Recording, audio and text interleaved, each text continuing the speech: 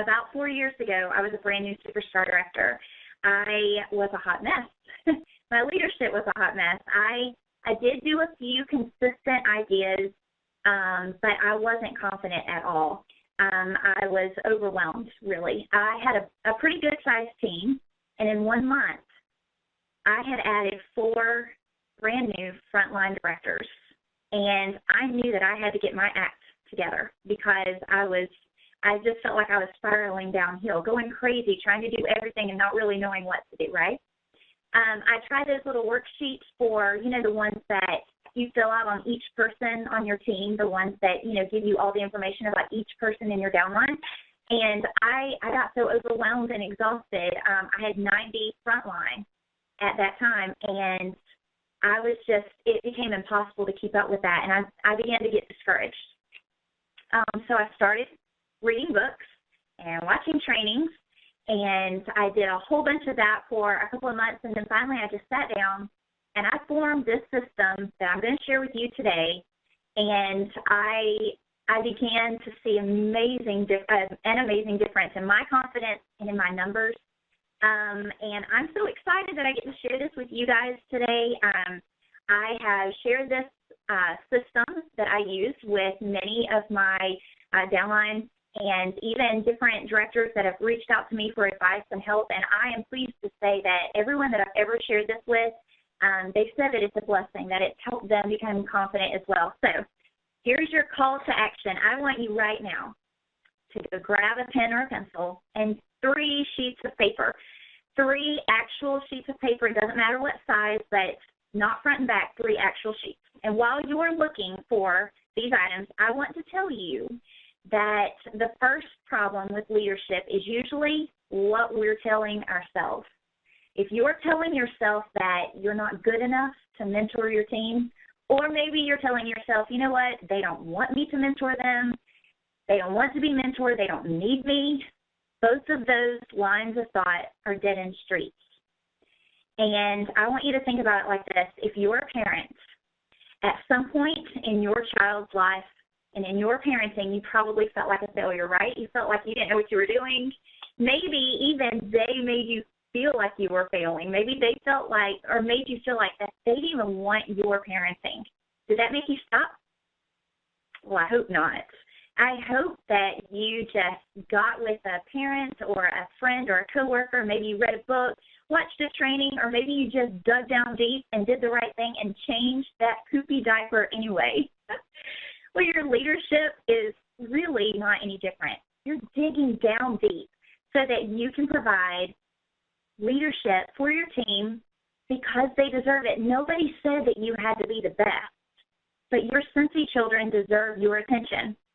So today, we're going to use these 3 simple sheets of paper, and I'm going to teach you how to categorize your team so that you're spending your time wisely, because many of you probably maybe work an outside-the-home job, or perhaps you just have a small amount of time that you can work your Scentsy business each day. Hey, I get that. Your time is precious. So first, we're going to categorize your team today, and then we're going to focus on what each group needs from you so that you can meet their needs but not drive yourself crazy in the meantime. So let's get started. I want you to grab those sheets of paper and your pen. I want you to write a number 1 at the top of your first sheet of paper, a number 2 at the top of your second sheet of paper, and a number 3 at the top of your third sheet of paper. While you're doing that, I want to tell you that I have a no judging philosophy in my business. I believe that all reps join for one of 3 reasons. I made a sign. I believe that all reps join for either fun, friends, or funds, like money, F-U-N-D-S. And I don't believe that it's our job to judge someone's motive for joining because, hey, this is their business. We're just lucky enough to get to be on this journey with them. And so I don't think we should judge, but at the same time, as leaders, it's our job to identify with those who need us the most, who are working the most, and we have to determine the ways to best meet their needs and best mentor them. So I want to ask you a question. Do you get bogged down? Do you get bogged down maybe by a few people in your downline that happen to demand all of your time, or maybe you answer so many questions from the same 3 or 4 that it leaves you like exhausted and you have no time to really focus your time or energy on the people that are actually working their business. Because sometimes the people that demand all of our time, they're not the ones that deserve all of our time, right? And maybe you're getting bogged down for a different reason. Maybe you're so focused, like I was, on mentoring just your front line that you forget those rock stars at maybe 2 or 3 or 4 levels deep. So right now we're going to simplify everything. We're going to categorize your team and clear up all of the confusion. So grab your pen. All right, here we go. I want you to think of the one person on your team who is the least involved. This is the person who maybe, barely gets their $150 in every 3 months. They probably will never recruit. They more than likely don't attend trainings or participate on the Facebook page. They more than likely don't return your text or phone calls or Facebook messages or emails. They've probably been essential or certified for ages. I want you to put that person's name on the third sheet of paper, the one marked with the number 3. Now, odds are that 70% of your team is going to end up on this page or in this category, and that is okay. They're in it for their own reasons, and they should not feel judged. All right, list number 2. List number 2 is a little bit harder to fill out because you've got to take your opinions out of it. You aren't the judge of who belongs on this page. Their actions are. Just because you believe that someone will do wondrously well in Cincy and be crazy successful doesn't mean that they will. Or vice versa. Sometimes you can not really care for someone's style or not really love their personality, and they can grow to be extremely successful anyway. So I want you to take your opinions out of this. I want you to fill this list with people on your team that have the potential to be amazing. Perhaps it's the girl on your team that just got that brand new recruit, and you noticed that she added a picture to her website. Maybe it's the guy on your team that just reached out to you for ideas on how to get fundraisers. Usually the people on this list are going to sell somewhere between $300 to $400 a month in sales, and they may recruit maybe once or twice a year.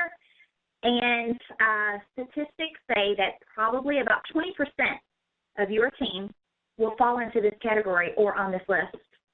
These are the ones with promise. They just need direction. They need focus and guidance, and they need inspiration. Okay, so I want you now to think of the consultant on your team who is really working it. I mean, they're amazing. They're at every function and training. They're constantly placing orders. They're even snagging recruits. Hey, they may not be good at everything, but they're really working it. They're trying hard. They try to communicate with you. They participate with their Cincy family. They hit promotions. They engage with their downline. Hey, you even hear them every now and then saying things like, man, I want to earn that trip, or, man, one day I would love to do Cincy full-time. I want you to place that consultant's name on your first list. This is the cream of the crop. And statistically speaking, only 10% or less of your team will end up on this list. So Lee Iacocca has this quote that I love. It goes like this: if you want to make good use of your time, you've got to know what's most important and then give it all you've got. Are you holding back because you don't really know what's most important when you mentor your team? Maybe you're not giving it all you've got because you just are confused, you're overwhelmed, and you don't know where to begin. I want you to think of these lists. I want you to think of your time, your energy, your focus, and I want you to imagine a day when you didn't feel exhausted when you mentored your team. You felt energized. Imagine a day when you knew exactly what to do when you sat down to lead your team each day. Well, it can happen, and I'm going to show you how. But before I do, I want to tell you about Robin. I want to share Robin's story with you. Robin came to me as a discouraged director. She came to me for advice on what to do, how to get out of this funk. Robin had been to all of the trainings. She'd been to every reunion. She participated in the calls. She read books. And in my opinion, Robin was a pretty amazing director, but she was discouraged. She stayed discouraged. She managed her team out of duty instead of excitement. She didn't have any passion. And over the phone one day, I taught her the same thing that I'm teaching you, how to categorize your team. And then I challenged her in the same way that I'm about to challenge you. And she worked it step by step. I really didn't hear from her until the following week. And that's when she told me that this list system had changed her. And I could hear it in her voice. Before long, I could start to even see it in her numbers. What she told me really inspired me to start sharing this idea with other people. She said that these lists helped her not feel like a failure, that she felt energized when she sat down to mentor her team, and she stopped comparing her results to other leaders and other directors. She said that now she was more focused and excited about helping her downline than she had ever been before. I started seeing a new trend in Robin's leadership. Hey, I started seeing a new trend in her team numbers. Even her rock stars began selling and recruiting more. And guess what? Her team volume started increasing and going up. And I was so excited to see something so simple like what I'm about to share with you actually really impact her and make her feel more confident. So are you ready? Do you want to feel brand new like Robin did? Do you want to drastically change your leadership for the better? Let's do it. All right, so grab that third sheet. Now, remember that the ones on this third list really don't want a lot from you. They don't expect a lot from you, but they happen to be the majority, so you cannot ignore them. You also can't get bogged down by them either. I recommend involvement for this third list in the form of routine and consistent leadership on a large scale. So these would be the things that you would do for your team just because it's the right thing to do. I'll share with you a few things that I do in the form of routine and consistent leadership for my entire team, specifically targeting List 3. So here are some ideas: monthly team training, like live calls or local meetings or both. Facebook page somewhere that they can all meet together as a team and mix and mingle. Maybe team challenges or incentives. A once-a-month email of some kind. It could be a newsletter, a spotlight, a current event, or maybe a training that you send them. Personal text, call, or postcard every 4 to 6 months. This group needs basic reminders of how to make samples, how to sign up for Warmer of the Month, when a catalog is changing, or what the Bring Back My Bars are. Don't ignore this group because I've seen amazing things happen when I do routine things with them. You may find that some from your group 3 will emerge and move to your group 2 just because you have been consistent and been involved with them. Be careful not to overwhelm this third list because you'll chase them away. They still need bite-sized, cinchy portions, nothing too heavy. This is something that I love to do. Every 4 to 6 months, I send everyone on my team, including the third list, a training of some sort by email and Facebook page. And I put the link to the training on there, and then I tell them, I ask them a trivia question that they have to answer within 24 hours. They have to text my phone the answer to be entered into a drawing for something small and fun, okay? Now, I love doing this because, yes, it helps me be involved with this third list. It also helps me find and determine who is really participating on this third list. And, hey, it's way easier for them to text me and get their number in my phone that way than for me to have to pull up the performance tab and actually manually put in everyone's phone number. Okay, so spoon feeding this third list is well worth your time and your energy and your effort because if you don't, you're going to lose the majority of your team. All right, so list 2. Are you ready for list 2? List 2 will be your work of art. Oh my gosh, you're going to have the most fun and satisfaction from caring for this list. Now, this list could fluctuate more than the other 2 lists, but you can help them gain stability by doing certain things. And if you do this right, you'll be the reason that some people on list 2 will become your number 1 list. You want to help cultivate the love that list 2 already has for this business. In other words, a lot of them don't know their why. They just know that they love Scentsy. They sell and they recruit without even knowing really why, except you'll hear them say, oh, I'm just doing this because I love the product, or I love Scentsy. Well, I do everything for list 2 that I do for list 3. But here are a few extra ideas that I use to specifically mentor the ones on my second list. I get to know them individually. I check their Facebook pages. I want to learn who they are. I encourage them to determine their why and to share it with me so that I can better mentor them. I personally invite them to set up a Voxer account. It's a free app, Voxer, and I tell them that I want to stay in communication with them, that I'm, ready and willing to help them succeed, and that they're special, and I want to help them along this journey. I also love to do this. I love to ask their opinions. List 2 would love to share opinions with you. So sometimes I'll reach out to someone on list 2 and I'll say something like, hey, Susan, it's Laura. I'm thinking about doing a paint party at our next team meeting. What are your thoughts on this? I love to pick their brains and get their ideas. I also design my team challenges and incentives with this list in mind. And then one of my favorites, I love praising people. I praise list 2 a lot. I praise them for the small things, like, here are a few ideas. Carrie, I love your website name. You are so creative. Or Mandy, hey, thanks for sharing that Facebook tip. I really love that. Or you could say something like, Barbara, oh my gosh, you've hit $300 every single month this year. You are amazing. Nice, consistent sales. Or you could say something like, oh my gosh, Sarah, you're killing your PRV this month. Man, you're even beating my sales. Rock on. It's the little things. Now, you can also share books and videos that help you along your journey, because odds are it's going to inspire them too. Say things like, man, this book really changed my outlook on recruiting. And I know you've mentioned that you struggle with the recruiting. Read this book. It may help you too.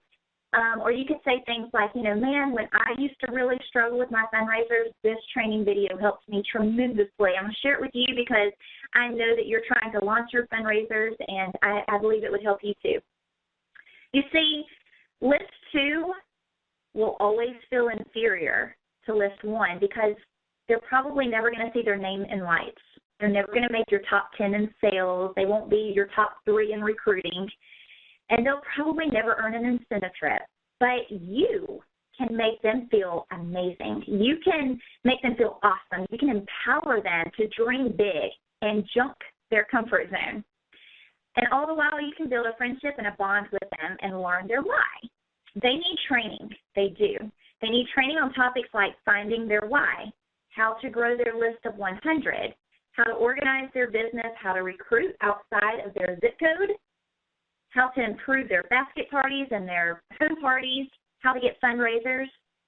You see, list 2, they'll be a sponge, but you have to come to them with the right spirit. Okay, so are you ready to write down some things for your first list? Your first list is significantly smaller. It's supposed to be. This is the list that's going to take up the majority of your time. You should communicate with this list weekly. You should know their spouse's name and other important facts about them. This group probably already knows their why. Do you know their why? Have they shared it with you? Get to know their why. More than likely, your future directors, the people that earn trips from your team, and even the ones that go to corporate events like Reunion and Spring Sprint, they'll come from this first list. So you need to get to know them. Here are some ideas that I use to specifically target and help me be the leader I need to be for my first list. I send them random inspirational quotes or pictures because they're really working hard and they could get overwhelmed or burned out. I Skype, FaceTime, or I call them once a week. I help them imagine their next promotion. I love doing this. So you could say things like, hey, Maria, you're so awesome. I can already imagine what kind of director you're going to be. I invite them to become guest speakers on calls and trainings that I do. I give them personal challenges, and I do it with them. I love reaching out to someone on my first list, and I love saying things like, hey, Kelly, I need your help. Will you please do something with me? Maybe one day this week, you pick the day. Let's both of us start the morning off calling 5 people each, and let's see who can get a home party first. I need home parties. You know, it's all about engaging with them and making sure that they remember that, hey, you're out there doing the same thing they're doing, and you can make it a lot more fun by doing it together. List number 1 need encouraging. They need encouraging just like list 2 and 3, but encouraging in a different way. So I like to encourage the people on my first list to get out of their comfort zone by taking on leadership roles. So I will ask someone on my first list, anytime I have to be out of town or like while we're going to reunion, I'll ask someone on my first list to be like hall monitor, okay? So on my Facebook page, they're going to be hall monitor. They're going to add an inspirational quote. They're going to maybe share a YouTube video that they found that really was awesome. Maybe they might need to delete negativity that might pop up. They also could, just stir the Scentsy spirit up any way that they feel that they can. This elite group, this elite category or list, number 1, they do need individualized training, but they're going to get it mostly from communication one-on-one with you. They need training on topics like how to lead effectively, how to go from good to great, the power of no, learning how to inspire others, and things like that. Okay, I hope that you have written down some ideas on how to effectively mentor and lead each one of these 3 different categories of consultants, because guess what? Each list is very important, and they do deserve guidance and inspiration. They deserve your time, but just in totally different ways. In conclusion, I believe that anyone can sell and recruit for Scentsy. I really do. I believe that this opportunity is for everyone. I also believe that it's my job, and it's my job to make it fun. It's my job to make sure that my leadership plays a good role and an important role in their journey. And in today's world, nobody stays doing anything if it's not fun to them. And so I feel like these lists help me make Scentsy more fun, because guess what? If it's not fun for them, then they are going to quit Scentsy and move on to something that looks shinier, that looks like more fun. So these lists have helped me keep Scentsy fun. It's also helped me set realistic goals for my team and not get so discouraged by expecting too much out of the wrong list. I haven't gotten overwhelmed as much since I use these lists. I don't get as discouraged, so I challenge you. I want you to sit down with your team, whether it's 1 or whether it's 21 or whether it's 200. I want you to find a category for every single person on your team. Work your list. Make notes on your list. Hey, highlight the ones that are the ones to watch. Maybe you see someone that's emerging from that list, about to hop to the next one. Highlight that person's name. And then don't forget to edit your list, maybe every 3 months, every new quarter, because, life happens. People change. And guess what? Even list 3 people can change. So I hope that you now feel more empowered and more confident as a leader. I hope that you'll start working these lists, and as you start getting consistent with your actions, I hope that you build confidence, and I pray that your team volume doubles. All right, that's all I've got.